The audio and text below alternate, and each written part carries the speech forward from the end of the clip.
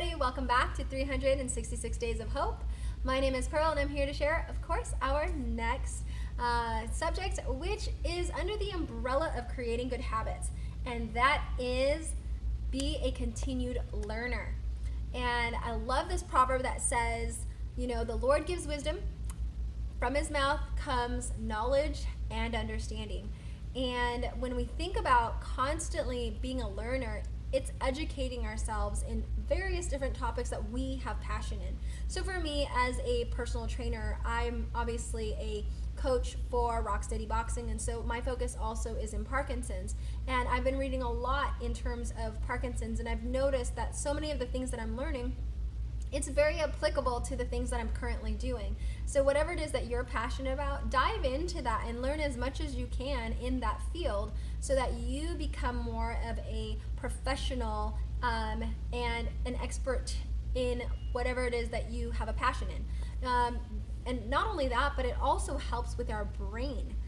There was this case study that I read about by Johns Hopkins University, and where they took 128 African American women that were between the ages of like 60 and I believe 89, and they had them and they were of low socioeconomic standing, so there wasn't a lot of prior education, and so many of them had a lot of difficulty getting around, were dependent on canes, had low self-esteem. But when they had them teach younger kids and help them navigate the library, they taught them reading comprehension and reading skills, they discovered after about a year of them doing this that half of the women actually stopped using their cane. 4% stopped watching TV completely. 44%, ended up feeling a lot stronger. And I believe it's like 30% or more ended up actually feeling comfortable in seeking help and assistance in their community. They didn't feel lonely anymore. And as we can see that when you're learning and you're active in your community, you're giving back, there is this beautiful correlation between your social interactions, the growth of your brain, especially when you're connecting that with teaching, right? And you're helping others. Like that all has a positive correlation with each other. And so I think it's important that we don't neglect continuing our education even after we've completed college or high school.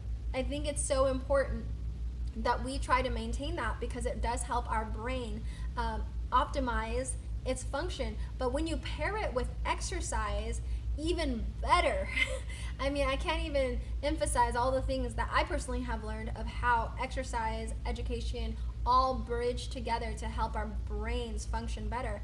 I can't recall where I read this, but I remember hearing of this. I believe she was 90 years old, and she had such an amazing memory. She was just intellectually astute even up until her death. And so when she did die, she had donated her brain to science. And when they opened it up, they were so shocked to discover that she had so many lesions in there, as well as her brain kind of was susceptible to Alzheimer's. And they were so shocked to discover that. But what I think they realized was, because she was constantly learning, it's like her brain created like highways to bypass all of these roadblocks, I guess you could say, in her brain, which was phenomenal. And so from this, it goes to show that neuroplasticity is so possible if you're constantly educating yourself and if you're exercising. There are so many ramifications that happen at a cellular level that we can't even fully grasp, because so many of it happens, I think, simultaneously with other things that are going on in our body. Increasing our level of serotonin, we're lessening and shrinking certain areas of our brain to help us function better, like our amygdala. We're lowering the cortisol level. I mean, just so many things are happening that it's almost hard to just be like, okay, this is happening, and it's like this domino effect. I don't think of it as a domino effect, as more of it like simultaneously happening, and the brain has to obviously work together for everything to be cohesive, right? So everything is so interconnected for us. So when we create these habits of learning, the better our brain functions. And with that said, guys, may you live, thrive, and be healthy and stay strong mentally. Take care. Bye.